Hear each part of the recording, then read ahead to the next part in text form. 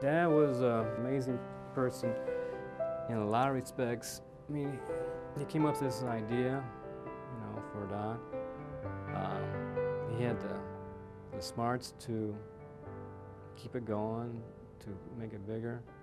Dad was an innovator in what he did when he did it, and he and Mom together had a lot of courage to do that.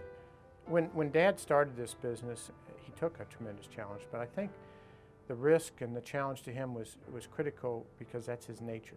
He was an entrepreneur, but I think he was supremely confident that no matter what he did in pursuing the dream, he would take care of the family. He never thought the company would get as large as it did. And we always joked that he wanted to start a company to make sure all his kids had a job. When I think about Dad, I think about how much the business meant to him, but it was never in order to create wealth, or it was never in order to gain some material possession, it was never in order to get a status. It was what he liked to do. He had a dream, and he and Mom focused on that dream until they got to the point where they thought the dream came true. And the success that came from that is where he got his satisfaction.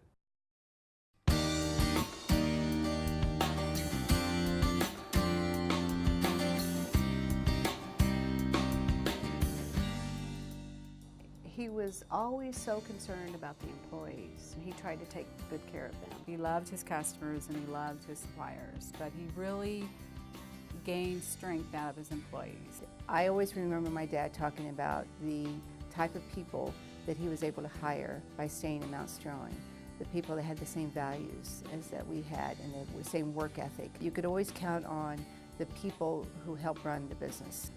He was very conscious of the family of employees, if you will. And up until the very end, I think he knew all of them by their first name. Dad felt like everybody had a role to play, and all roles are critical, and because it all plays a part in serving the customer in one shape or form. And I think he had a great appreciation for everybody at every level. He could walk up to any employee in the business on a consistent basis. He always made everybody feel as if their contribution was important, and it is.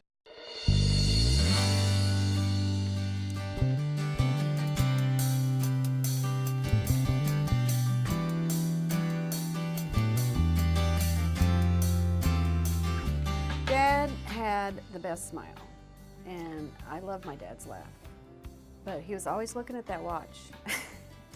With Dad, if you weren't early, you were late.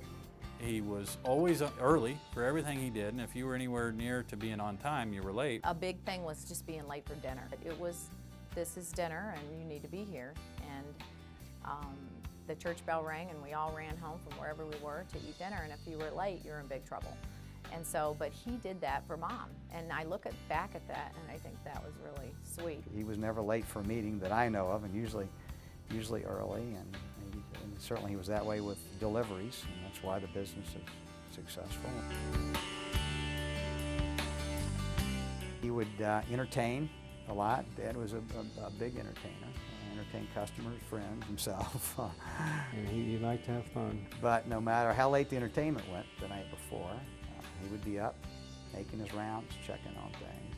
5:30, 4, 5 in the morning. We call it running the traps. He had his own little schedule of taking the mail, going out and seeing the garage employees early, running through the office. He had his own routine. He was a creature of habit. We used to make fun of Dad about being the official light turner, honor, and offer around here. And that was one example of many of how he looked after the little things to keep our costs down. When we were dating, we talked about having a big family, and I was all for it. And he really wanted a football team, so I think I did one more than that. He was there for you. I mean, you knew. He would figure it out. All he wanted to do was solve problems, and he loved doing that. And believe me, with all his kids growing up and getting into the teenage years and then their friends coming, I mean, he had plenty of problems to solve. Dad was number one. He was such a straight shooter. I mean, if Dad said something, that was the way it was. What he said was what he was going to do. You know, there's lots of words that describe Dad. Gruff being the first one, impatient. Pat I and Ray Renlund were out fishing in the Mississippi River over near Hannibal, and Pat or I were having trouble casting with a particular rod.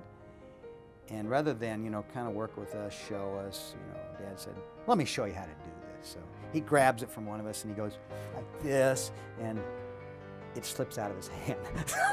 Rod, reel, bait, I mean, everything goes sailing into the deepest part of the Mississippi River. Right there. But that would be Dad's, you know, typical teaching style. I like to tell people Dad was a walking series of contradictions. He used to act like he didn't like dogs, and he used to tell people publicly, you know, don't bring the damn dog around here. And then privately, you'd see him snuggling up to the dog and feeding the dog and taking care of it. He was outwardly gruff, abrupt. He had a gruff voice. He was very short. He would say a sentence and you're supposed to know not only the paragraph, but the chapter. And if you didn't follow his train of thought, you were in trouble. We used to call it RT speak, which meant short words that, you know, he felt like you should understand, which really had meanings of sentences. He could be a little gruff sometimes, you know. Some people, you know, I think are kind of scared of him at times, you know. And then you contradict that with, Dad had one of the biggest hearts that you've ever seen. He was one of the most generous people that you could ever imagine. I keep hearing stories that go back to RT in his early days. RT was very well known to do things behind the scenes. At his funeral, we heard many, many stories about, you know, direct stories from people impacted by this, of things that he did for them or for their family that nobody had ever heard of before. Everyone that knew him honestly knew that, you know, he was such a compassionate man. There was nobody that had a bigger heart than Dad. Dad was, well, he was a special guy in all respects. Mentioned humility. He was very humble as a person. And yet he was charismatic. People just naturally sought to follow him. He was somebody you could count on, and he was honest and trustworthy, and that's Dad. He was honest and sincere. Loyal, committed, caring. Dad was just he was a great man. We're very, very lucky.